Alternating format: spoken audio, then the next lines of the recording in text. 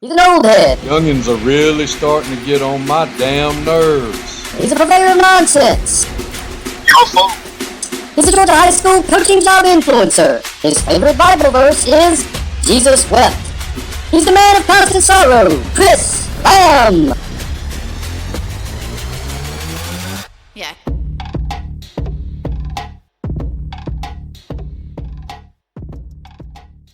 Welcome to Sun Coaches Podcast, and today we've got former head coach at Fayette County High School, Griffin High School standout, Georgia Southern superstar, and about to be the strength and conditioning linebacker coach at Lovejoy High School, Nick Davis. Thanks for being with us today, Coach Davis. Hey, thanks for having me on, man. Coach Davis was my head coach when I was at Burke County years and years ago, and that didn't sound good. Made it sound like we old, Coach.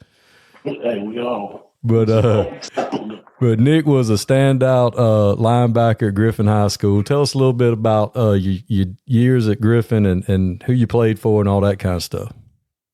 Well, I played for Coach Lloyd Bohannon, Brian Bohannon, head coach at Kennesaw State. His father was our head coach.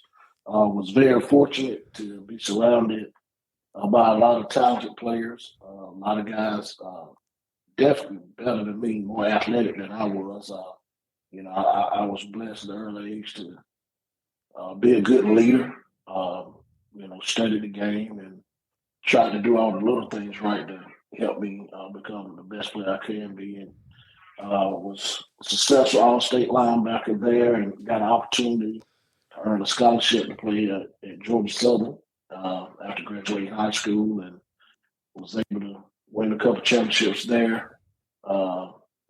Was considered All-American player at linebacker at Georgia Southern, and then after that, got into coaching there. Yeah, I remember. I love sitting around listening to you guys tell stories about playing at Southern, and I remember when you said y'all were playing, you had an interception, and you were running down the field, and you said the guy made siren noises and pulled you over. Well, the story was it wasn't that player. I like I said, I wasn't very athletic. I was strong. I had a high football IQ. I was the slowest person on our defense. So we got Georgia Southern playing UT Chattanooga, man. I got an interception. I'm running down the sideline, and our corner, Sean Austin, he's from Thomasville. He's at Douglas County High School. That's just supposed to used to be the defensive coordinator. And he's running beside me, running down the field. They call him the short dog because I was short. He's running out the short dog. Let's go. I'm turning around like, man, block somebody. I know somebody finna catch me. damn running back running me down, man, from behind. Instead of him turning around blocking, he's sitting there laughing and joking, going down the sideline. So we got a kick out of that, man. It was great times. I played with a lot of great guys, man. We won a lot of football games. Well, a lot of the guys that you played with have gone on to be head coaches at the high school level in the state of Georgia as well, I know. Yeah, several guys. Of course, we're talking about Sean, he coach. He was head coach. Alex Ferrer, offensive lineman, head coach at Lithia, Tapman, recently Tapman County. Franklin Stevens, a very good friend of mine. Was at Burke County now. Won a state championship at Tucker. Paul Carroll, was at Howard, Jordan Dupree. A lot of guys out there. Darius Dawson, he wasn't the head coach, he was the defense coordinator at Colquitt. He's a principal at Charter School that we played with. So Dan Brett, head coach at Benedictine. So that's a lot of Georgia Southern guys that chose this profession and who's had a lot of success across the state. So what was your first high school coaching job? Burke County was my first high school coaching job, man. I was after I played, I did a little student coaching deal at Porter High School in Statesboro under Monroe. And then I GA'd a year at Georgia Southern with Tommy Spangler with the secondary. And I tell you, I was making $500 a month, living in the dorms, and then Coach Mike Hodges, he was on staff. He talked to me, sat me down, and said, "Listen, you go have some opportunities if you want to coach some high school ball." Some guys have called, and so I interviewed a couple places, and my final decision came between Burke County High School with Mike Fallour and Worth County High School with Bobby McAllister. And I ended up choosing Burke County because it was a little bit closer to home, right there by Augusta, so you can live in Augusta and, still have kind of, a limelight life, being a young guy right out of college. And Mike Falula, man, he was just coming from Tucker. It was just a great opportunity, coming out of that situation to be able to join his staff. And, we had a lot of early on success there. And after he transitioned and went to Everett County, I ended up becoming the head coach of Burke County. And that's where I got hired as a receivers coach and JV guy. And man, we had a good time. I enjoyed my time there. And I just remember y'all talking about a principal y'all had there that didn't play the radio. Oh no, man. When I first got there, then Jack Willis, and Mr. Willis, man, it's funny because you see him, he kind of reminds me of Santa Claus, short, chunky guy, silver hair, gray beard, and but he did not play, man. And really, Burke County under his leadership was a blessing and a curse because that's all I knew coming into this profession, how he ran his school, how he did things. And then once you transition to other places, and they're talking about, we can't do that. And I'm like, yes, you can. I've seen it. But he did not play, man. And on my interview, I'll never forget, we were walking, and he stopped in the middle of the Commons, and he said, Coach, I want you to see something in 30 seconds. This bell about to ring, and I want you to tell me what you see. So you can look down each hallway. And when that bell rung, there were no kids. I mean, it would be a bunch of kids just standing right in front of you. And in 30 seconds, man, they were gone. And the only thing you see down the hallway is teachers standing outside their classroom. And that just stuck with me. And he just said, Coach, it's about setting standards and expectation. And I tell some of the administrators I work with today, our tardy policy was off the chain. The first tardy, you got a warning. The second tardy, you got detention. Third tardy, you got ISS. And your fourth tardy, every tardy after that, you were suspended until your parent came to the school to meet with the administrator. And that didn't change it. So that was for the whole year. So, he set the tone with that, just his expectations. And I'll tell you a story, you get a kick out of this. Wade Marchand, who's still there, he's the AD now, had a story like, we kind of have our own thing in the gym. The gym always kind of do their own thing. He said, Coach, we really don't write kids up. We make them do push-ups. And I said, okay, all right. So I had a kid come after lunch to class. He was tardy. I made him do push-up. Well, the kid he had come after class late, he kind of didn't too much care for the kid. So he wrote the kid up. And so a couple of days go by, me and Mr. Willis, we sit like eating lunch together, man, just talking, man, having a good time. And as soon as the bell rang, I go to the gym to go to my fifth period class. And he radioed for me to come to the office. I'm like, what do you want? I mean, we just talking. And I get there, Coach closed the door. I said, yes, sir. And, he was like, Coach, do you understand the tardy policy here at Burke County High School? I said, yes, sir, I do. And he said, well, this young man said, Coach Marchman wrote him up, but your student, you made him do push-up. And I said, well, Coach Marchman told me, in the gym, we kind of just make him do push-ups and keep it moving. And he has this nameplate on his desk. He turned around, look at it, turned around. He said, can you tell me where that's at? I said, yes, sir. I said, Jack Willis, principal of Burke County High School. He said, you damn right, I'm the principal of Burke County High School. And he pulls my file out of his desk drawer. He said, you remember when we signed this contract, when I presented this contract? I said, yes, sir. He said, it's easy, just as easy for me to tear this bitch up than it is for you. Man, when it was for you to sign it, I said, yes, sir. He said, we're on the same page, loud and clear.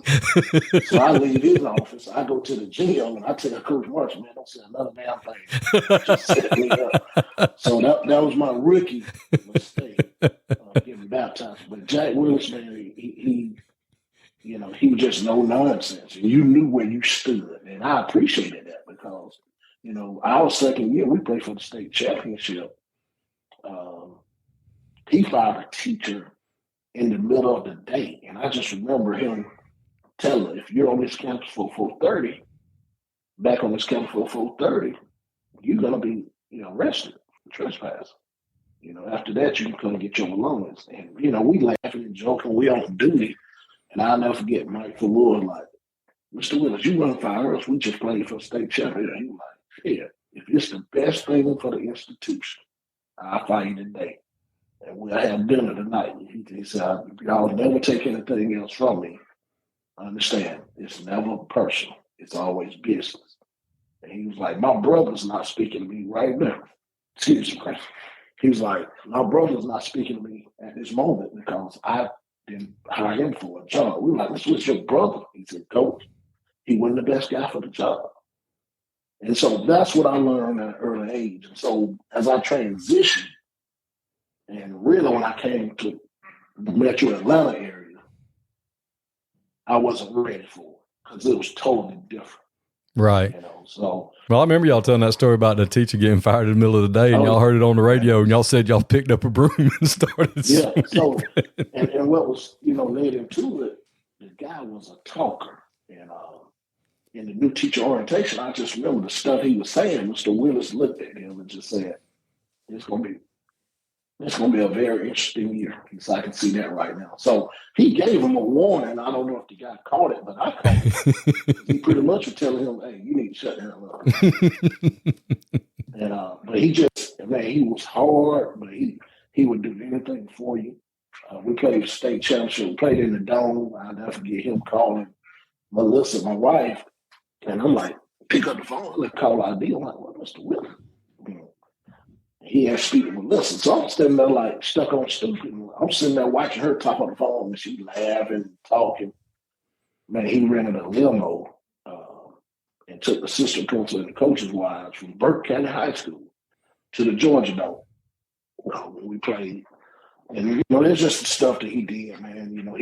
The Thursday before we played state championship, he bought steaks and had the whole school ate steaks, baked potatoes. And, he was awesome, man. He was hard-nosed, but he was so loving and caring at the same time, So, that's the first thing I saw from an administrator.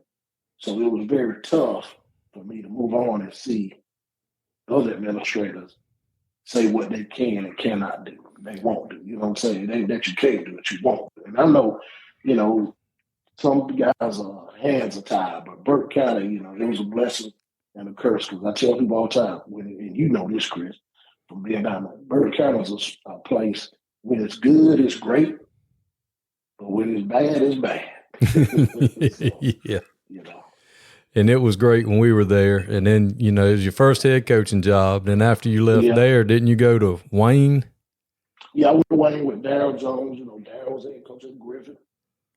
We knew of each other, didn't really know each other, and I was his defense coordinator at Wayne for 1 year. We had an awesome time. And Wayne is one of those special places, too. And I just remember the difference in Burke and Wayne. On Mondays after the game in Wayne County, we all had to go to the touchdown club meeting.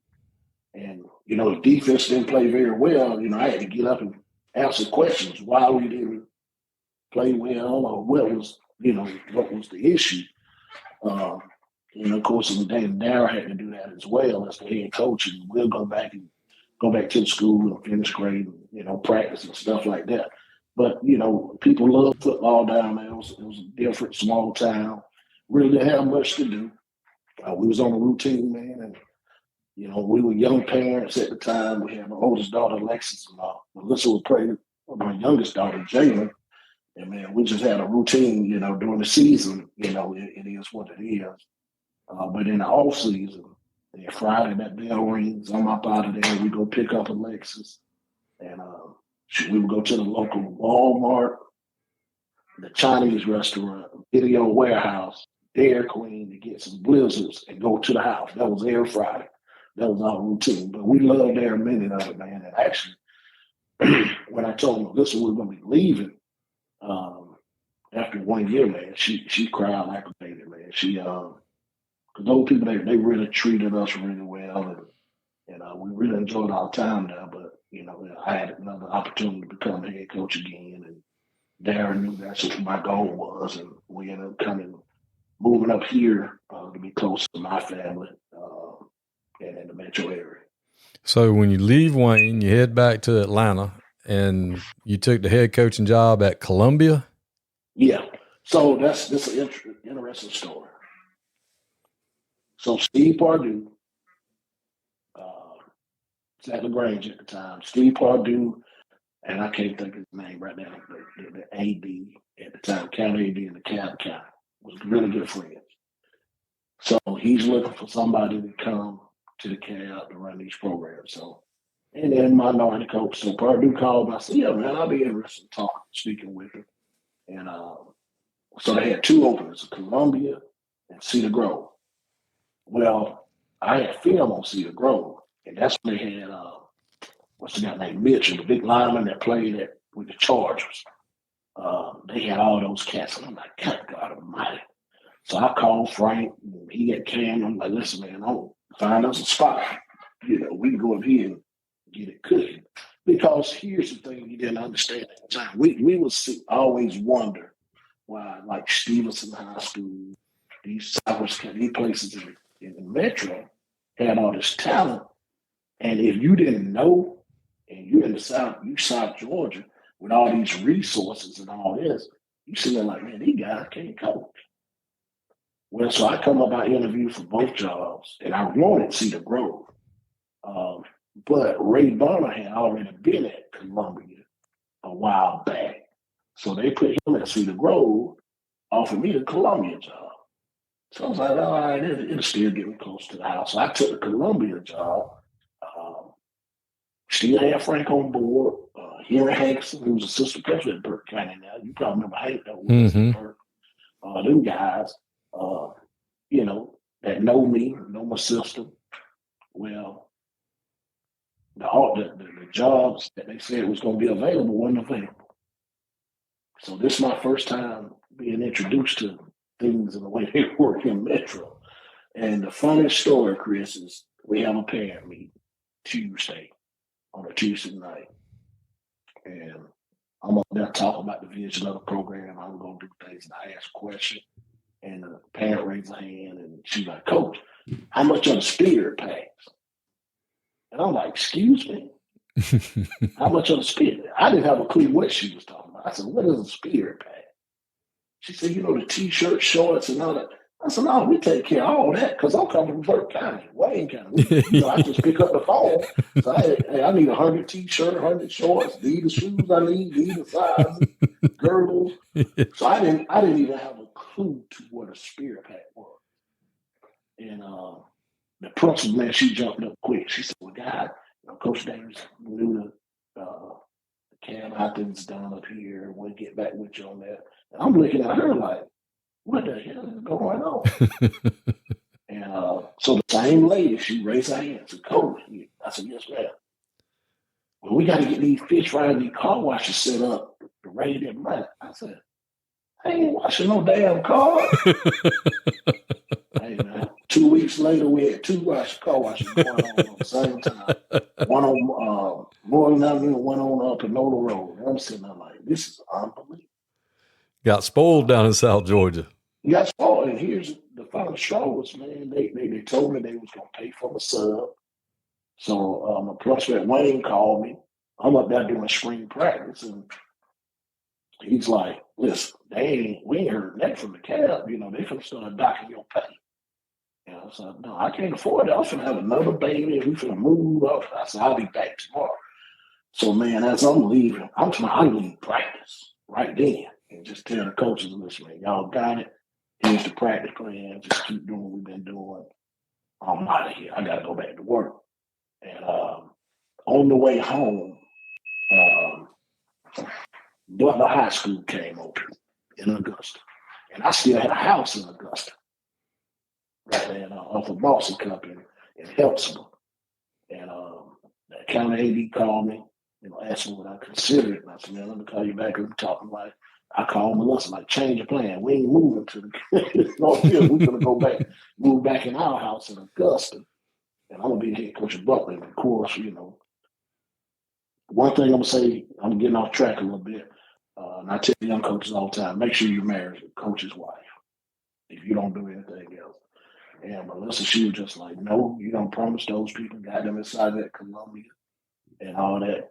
No, we're going to stick to the plan. And I'm like, God dang, okay. So, man, I don't even tell people I did a year at Columbia. I did 9 months.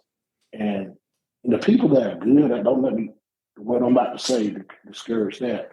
But Coach, first day of school, you got to think about it. When you know you leaving day one, that's a long time.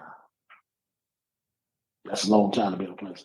I lost 30 pounds and didn't work out a day. From August to October, I lost 30 pounds at Columbia High School, man. Well, just the difference between all you know is South Georgia. Right. Playing at Griffin, we ain't pay for no physical. We ain't pay for no T-shirts, sweatsuits and stuff. And then going to Georgia Southern, Georgia Southern a little bit different. Just because we didn't have a lot of resources at Georgia Southern at the time. But then, going to Burke County, man, you get spoiled, you know what I'm saying? Because Burke County, we had everything you could want, you know what I'm saying, that we knew of as a young staff. We wasn't asking for much. I didn't know to ask for certain things at that time. But then coming to Metro, man, it was totally different. So it opened my eyes, and I had a newfound respect for the coaches that was coaching up here in Metro Atlanta. Even though there was a lot of talent, I had 5 assistants. I want to say 3 varsity slots and 2 JV supplements or something. It was crazy. Yeah, having to compete with people. Yeah, and you got to compete with, Camden, and you playing those people in the playoffs or whoever. Griffin, they got 10 to 12 coaches, supplements, so it was just crazy, man. And, not being from the area, everybody come, I was a triple option guy when I first started. And coming up here trying to convince guys to buy into that system, everybody called me the South Georgia guy, South Georgia boy. So it was just difficult, man. It was difficult. So where did you go to after Columbia? So when I left Columbia, I was linking back up with Lynn Rowe at Hiram. He was the head coach at Hiram. I was going to be his DC at Hiram. And this is crazy, Coach. We getting ready to start spring ball. Actually, we meet on a Sunday. I'm actually on the board going over defensive install. And also my phone rings. And I'm looking, I'm like, Terry Young. I said, Coach, can we take a break? I need to take. And Terry Young was assistant principal, Georgia Southern guy. He was at Riverdale. Hackney had just left Riverdale and took the job at, where they had to go? Osborne. Was it Osborne at the time? I want to say Osborne. So we on Sunday meeting, he called, said, listen, man, I need you to come meet with us on Monday. We can offer you this Riverdale job. So I go tell Roy, I said, listen, man, they want me to come talk to them. He was like, yeah, go talk to them. So I talked to him and the principal. Yeah, go talk to him, Coach. Not thinking I was going to take the job. But when I was in South Georgia, when I failed to mention, it was 2 jobs I said I would come to Metro Atlanta for. That was Riverdale and Westlake. Because I felt like those places at the time, you could really win, but also have a little support. You know what I'm saying? So I go meet with Terry them on Dr. Young on Monday. Dr. Duncan was the principal at the time. She offered me the job. Coach, I go to Columbia, hire Bull Jones. Me and Bull Jones shared an office at Columbia. Brought him over on Tuesday to meet with him. Hired him. Met with the makeshift staff that was running things at Riverdale on Wednesday. They had a parent meeting on Thursday. Outfitted players on Friday. Started spring practice on Monday. Whirlwind. Yeah, whirlwind. Quick, fast, and in a hurry. So went to Riverdale, was there for 2 years. And Coach Hayden had done a good job, man. It wasn't hard work at all because he was wing T, I was option. So a lot of similarities, a lot of rules, just different terminology. And I was able to hire Emmett Jordan, longtime defense coordinator with C. Wright at Northeast and Southwest Macon. And I was a 4-3 guy. He was a 4-3 guy. So that was a quick fix there, man. He took the defense, and we went to work, man. just built off of what Coach Hackney had already started. And I want to say we went 6-5 the first year. Lost the Stars Mill in the first round of playoffs. And year 2, we went 8-4.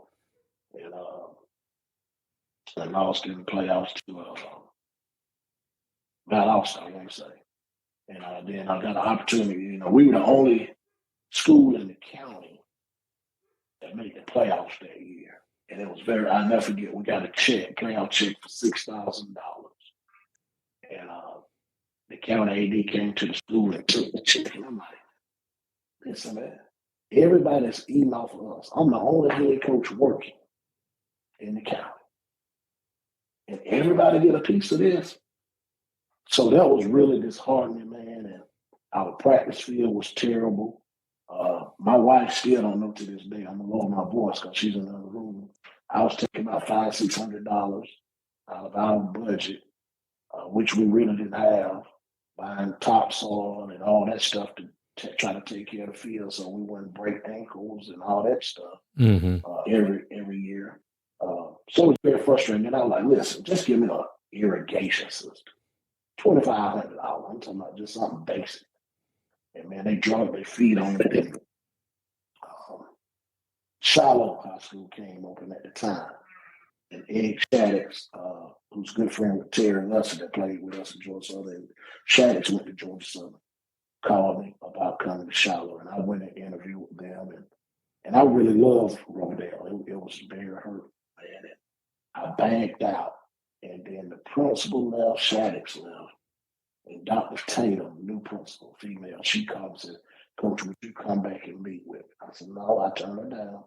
She called me again, just come talk with me. And man, when I tell you, I went and met with her and her vision for what she wanted, it just resonated. And really, I took that job out of spite because I was so disheartened with Clayton County at the time, man, because we put in all that work and I just couldn't wrap my mind around us going to earn $6,000 in a playoff game. And then I got to spend it with guys who had coached in 2 weeks. You know what I'm saying? Yeah. So it was just tough wrapping my head. So I really didn't want to leave. I left out of spite.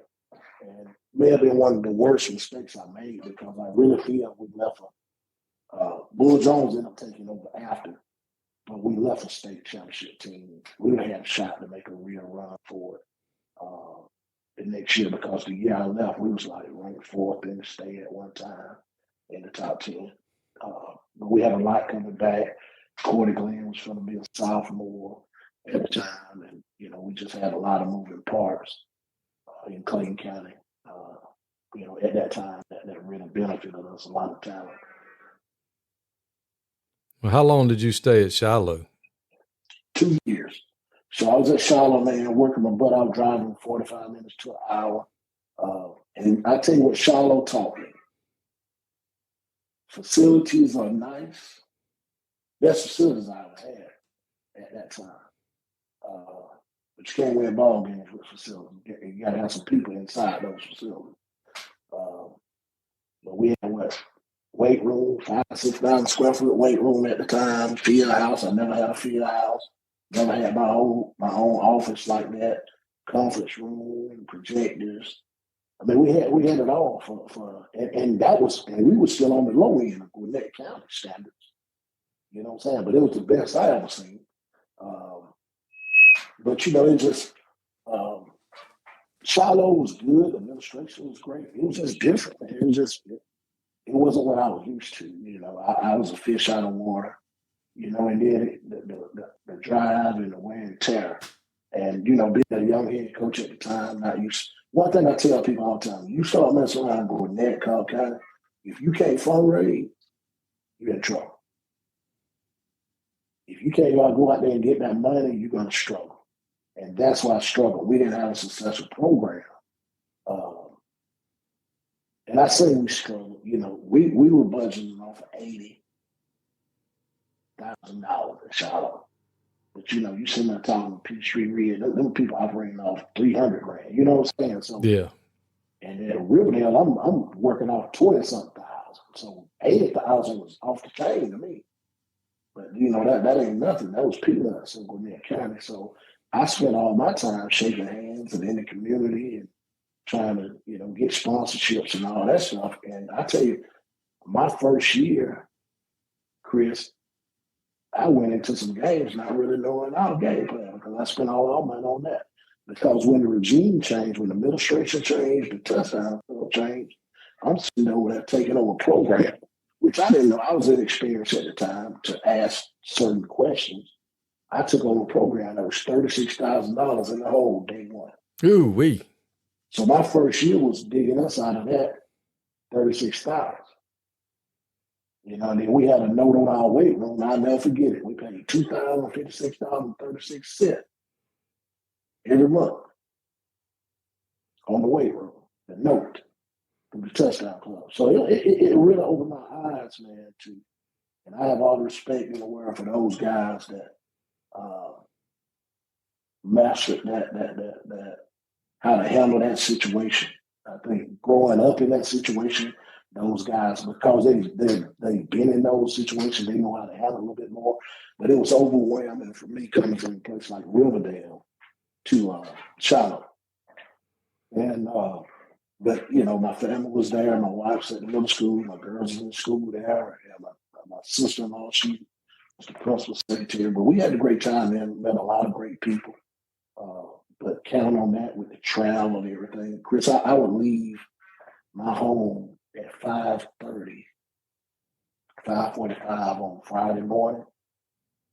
I would sleep in the field house because we met on Saturdays, and I would get home, 6 o'clock, 7 o'clock on Saturday p.m. Because after we met, you got to go exchange. We met, had breakfast, go exchange the tapes, meet, watch film, break everything down. Then I had to go to GFL because I had to go watch our kids play. There's no middle school in Gwinnett, so you got Shiloh generals coming all the way up, 7, 8, 9, 10 years old, and you got to go protect your kids. Right. But what made it difficult at Shiloh, South Gwinnett was successful.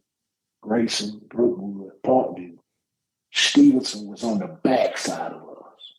And this when I knew I was in trouble. I ran into a young man at Stevenson, man, 10th grade. I'm like, man, you come play for me, start right now. Nah, coach.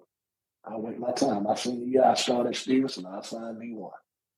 And then my wife called me one day. She said, you need to come over here at lunch. I said, what you mean? Come across the street to the middle school. She said, you just need to come over here today. So I come over, coach, I go stand in the cafeteria. See these two kids over here, South Gwinnett jerseys, these kids, Parkview jerseys, these kids,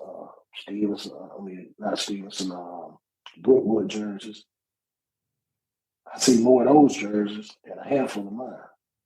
She said, baby, you ain't gonna win here because these people playing at these other parks. Playing for these other teams and not your team. So it was just so hard, man, because you were surrounded. It was like you were suffocated with 5 to 6 really successful programs. It's like you never could get up out of that. So Clayton County lost accreditation. Like I said, I still tell people today, they ask me the best high school I've been at. And I tell them, I've been at some good places, but Riverdale was really something special. Because of the teachers, everybody was just locked in and they took care of those kids. Now, it was a rough place.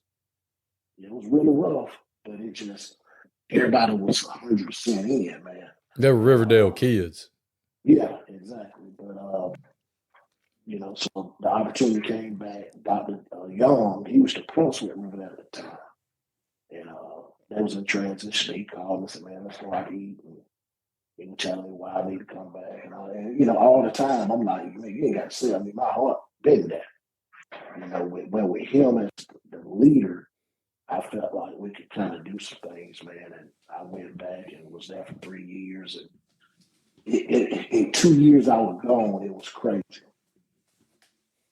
When I came back, it was like a whole new school. I'm like, where everybody at? They were like, I went to the middle school, and I'll never forget. I'm talking to kids, passing out program, and giving this packet to this one kid, and he give it to another kid. I said, why you didn't keep your packet? I'm not going to be here, coach. And I'm like, where you going? Sandy Creek. Kid was Eric Swing. So right there at my middle school.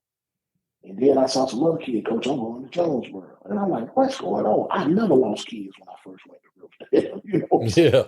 So it was just eye-opening that it fell apart that quick. And so, man, I got down to the middle school, Riverdale Middle. We had a good 8th grade group and parent meeting, man. I said, hey, we're going to stick together.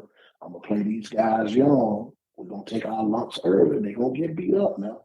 And Coach Uman went 2-8 with that group the first year. Next year, back again, we a little bit better. The last year, we were 7-4 or something, the junior year. And I'm like, man, we got a shot to make a run at this thing. You know, we just kept that group together.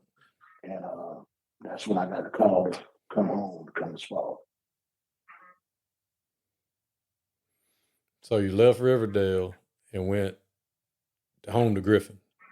Not to Griffin, but to Spalding County. Yeah, which is in Griffin. You know, when I came up, Spalding wasn't there. They opened Spalding up in 2000. And actually, I don't know how many people know this, Coach Jeff Cope, who's the principal, my baseball coach, he wanted Frank. And let me go back to the Shiloh days.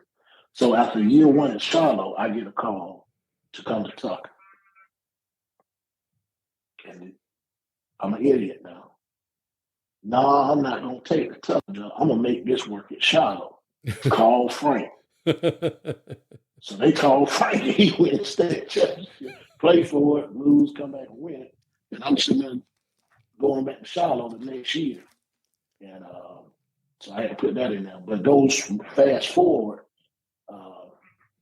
Frank is Jeffco won't Frank at Spalding, and Frank's not gonna go if I don't go with him, which he knew he didn't stand a chance in Griffin without somebody from Griffin on his staff that people respect. Right. And he was also in on the Thompson job at the time. So that fell through. And then Jeffco, some guys that was younger coaches I played with at the time, who was coaching and assistant principals with Mr. Jeffco, like, listen, we're missing the boat on this thing. You stuck on Frank. Frank ain't coming unless Nick come with him.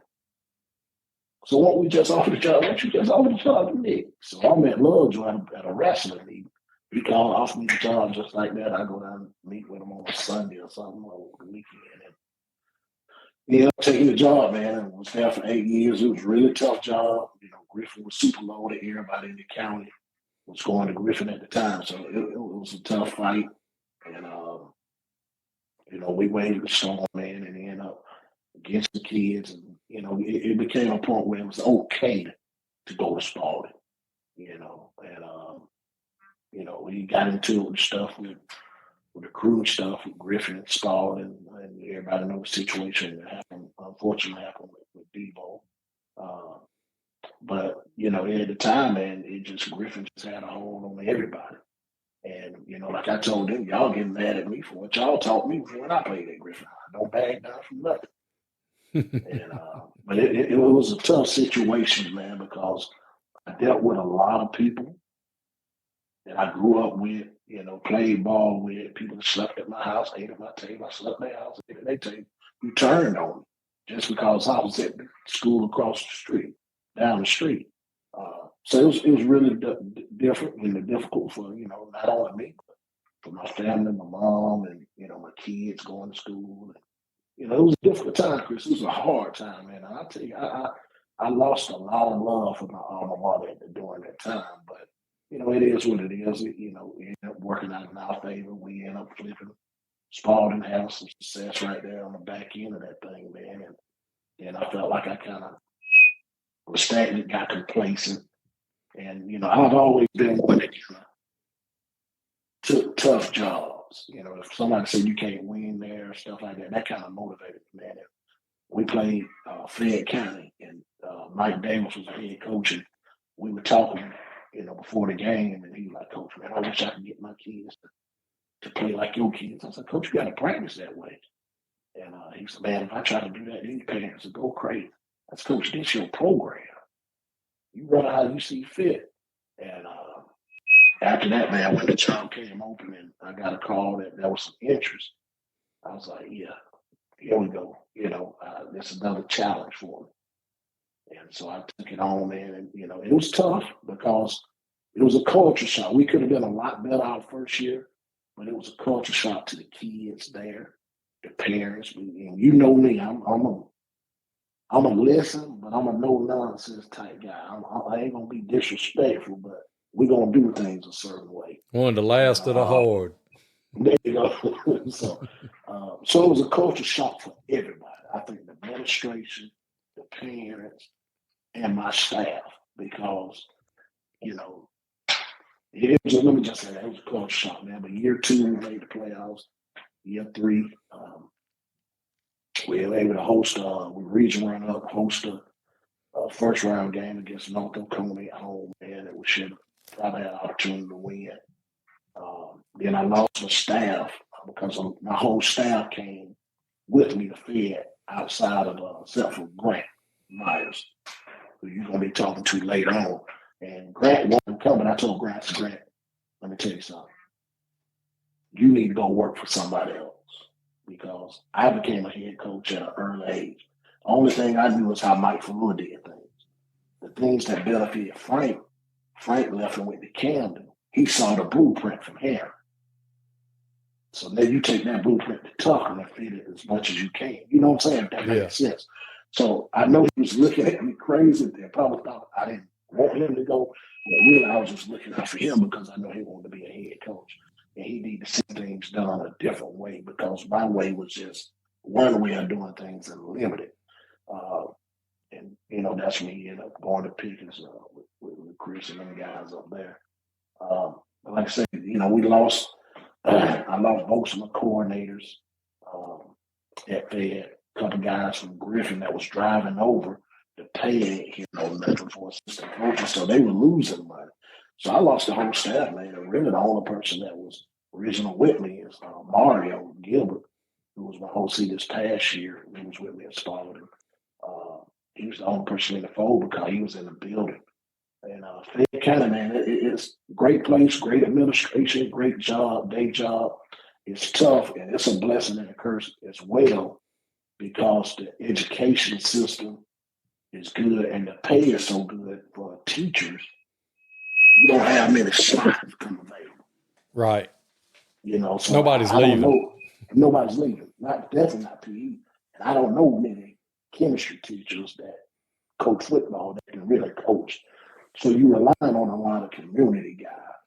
And we just cut the short end of the stick on that, man. And I'm one of those guys that I need to do a better job on interviewing. But if somebody I trust and know can go to bat for you, I'm real skeptical about putting people in my circle like that. So it's just one of those things that we had a very young team the last 2 years. And to be honest, and it's no knock to Fayette County is a basketball, fine art school trying to be good at football. And that makes it a tough situation, man. And Coach Solomon, he's taking over for me now moving forward, man. I wish him all the best. And hopefully he can get that thing figured out and get it turned around. Well, changing gears a little bit, when was it that you and Franklin and Isaac and Tink decided to form the Minority Coaches Association of Georgia? I know you had a big part in forming that association. A lot of people don't know the story. So me and Frank was talking, man, about doing something in, I want to say 2007.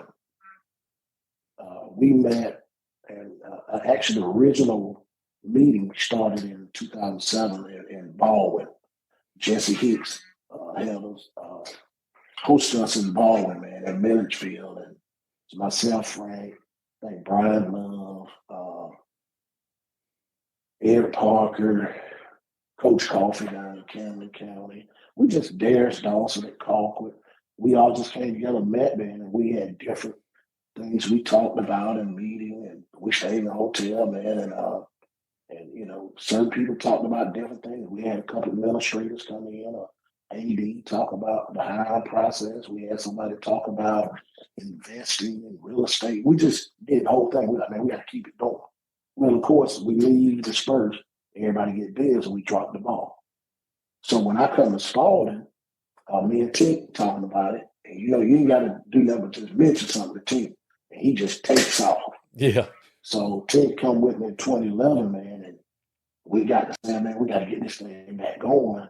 And with all his connections and the people I knew that originally got on it, man, we created a board and get the bylaws and all that stuff, and it just took off from there. Once Tink one of those guys where when he makes his mind up that he's going to do something, he's going to get it done. So, and it was all about just really, it started off saying my daughter, but it was for everybody.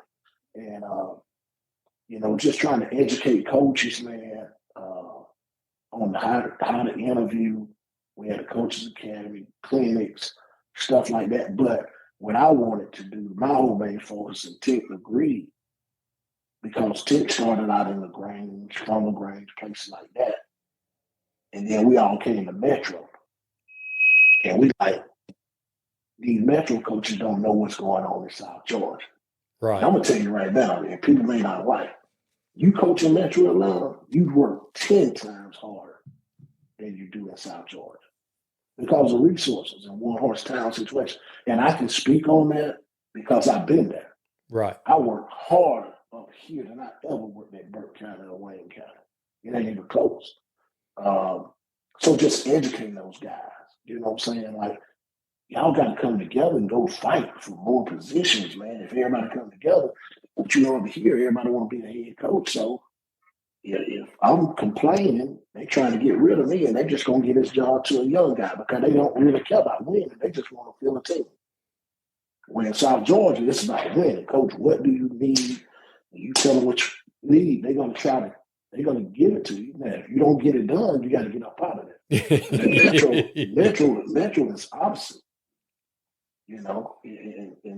It's just about educating guys, man, and teaching them how to interview and, things to ask for, what not to say, what not to do, and just trying to educate coaches all along, man. And then we start having those clinics and all these major head coaches coming through, saving and all those guys. But of course they're going to come because, like you said earlier before we got over, where they going to come? The airport is here in Atlanta, Metro Atlanta. Where's the talent? Where's kids who are used to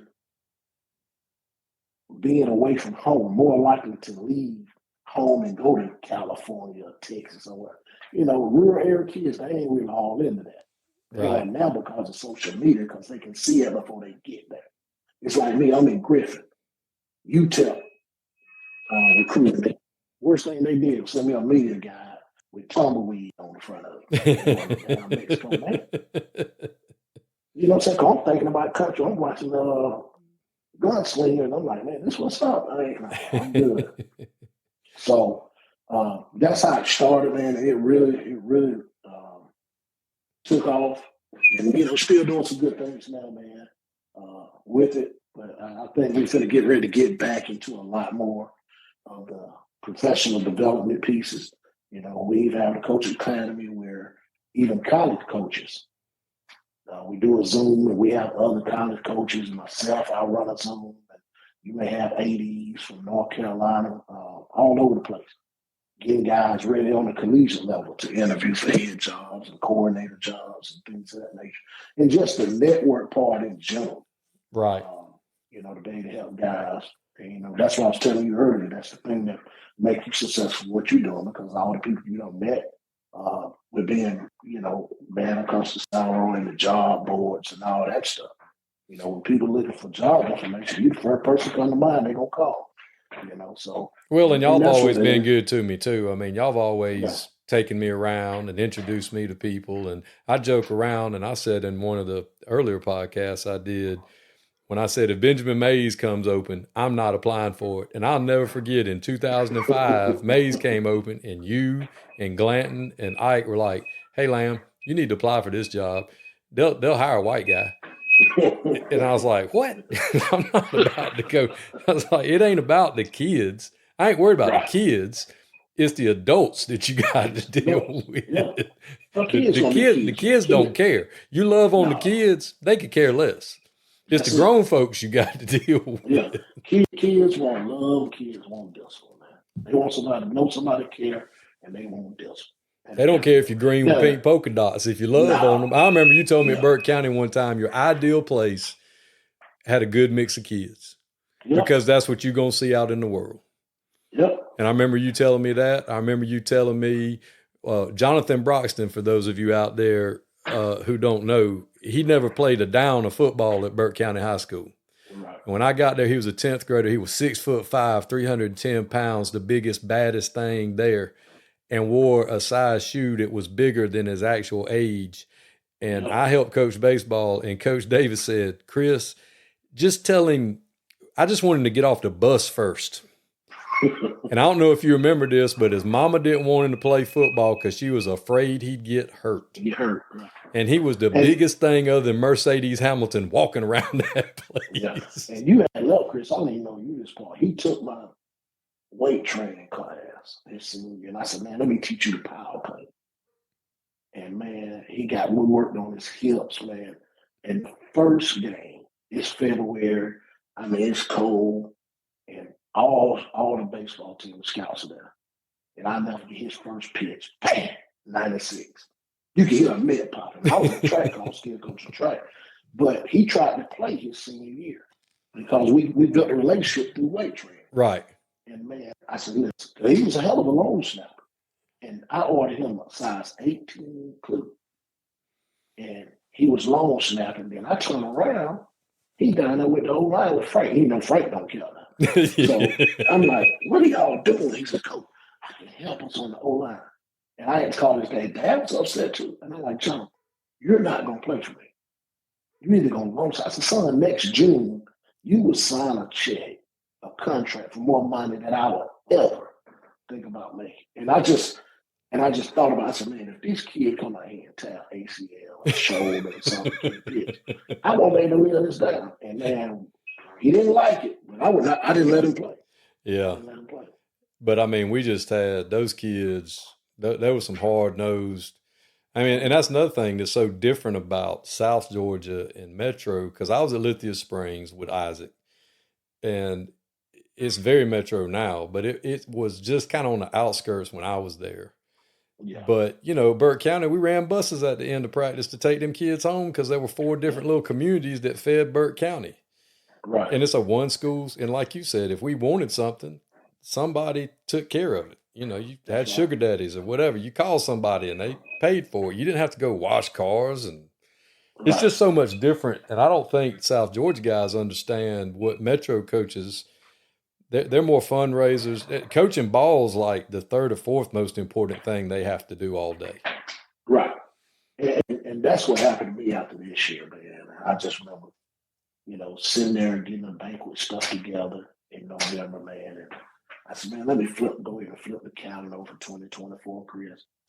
And I've been blessed. I ain't complaining. Out of 28 years, high school football, teaching and coaching, I've been a head coach 24 of those years. So I've been blessed.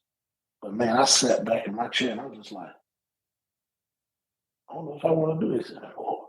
I want to get back to enjoying coaching football. I think I got hit with all the administrative stuff, man. Just all the stuff that, that you have to deal with as a head coach. And that's the part some of these guys, and I want guys to go for being a head coach. They look at the play calling and being in charge. I can run my offense and my defense. But I don't know if they fully understand what all comes with that. And when they get it, they're not ready for it. Right. Because like I tell my staff all the time, I said, I'm going to tell you that one time now. You're the head coach of your position, but understand, my phone is the only phone that rings late at night. Take care of me and I'll take care of you. So y'all leave out this door and go home and get in your truck or car. You're not worried about Fayette County football or Burke County football to the next day. That don't stop. I'm just like the principal. Our phone never ceased to stop ringing. I had a parent at Riverdale one time, man, single parent, called me at 11:30, and we had mat drills at 6 o'clock the next morning, cussing and fussing because this joker didn't take the trash out. And I'm like, are you serious? And I told her, I said, now I'm gonna get him tomorrow. Now, when I get him, don't you call me crying. And Coach, you know how I do. I got him. And he throwing up and all that. She called me crying. I said, I tell you what, I bet when y'all get home, you take that trash out. And which he did, you know. So you got to be careful. But yeah, if you want me to deal with it, I'll deal with it. Yeah. So she called me 11:30. I'm sound asleep. We got mat drills, and you come and wake me up out my sleep because some trash, you know. But it's part of it, man. Oh yeah, it's what we deal with. And it's been, 28 years. You get to spend the last 2, get back to doing what you love. And, it's like, I wouldn't mind going back to being just a 9th grade OL coach. Yes, sir. Have fun with them guys. Build a relationship with those kids and they have fun and enjoy it. So that's what I'm hoping, the next phase is for me, going to Lovejoy, helping Coach Carson, a good friend of mine, and getting back in the weight room, man. I've been in ISS the last 5 years and, getting to build a relationship not only just with the football players, with, the other student body, so. Well, that's great, man. I'm glad you're getting to get back to doing what you love. I mean, not that you didn't love what you were doing, but, maybe recharge your batteries a little bit. And like you said, who knows, in 2 years, maybe you'll be ready to sit back in the big chair again. Yeah. You got your health. Your girls are grown. You can't just sit around the house. Melissa ain't going to let you just sit around the house. Hey, man, I ain't going to sit around the house. Because, I don't even run my house, man. We got 2 dogs. They run the house. So. Outside, man. So we'll figure it out, man. We'll figure it out. Well, man, I appreciate you being on with me. I hope you know how much your friendship means to me, how much I appreciate everything you've done for me over the years. And I appreciate you coming on, and hopefully we'll get you back on again. Hey, anytime, Chris, man. I appreciate you coming and asking me to be a part of it, man. All right. Thank you. All right, take care.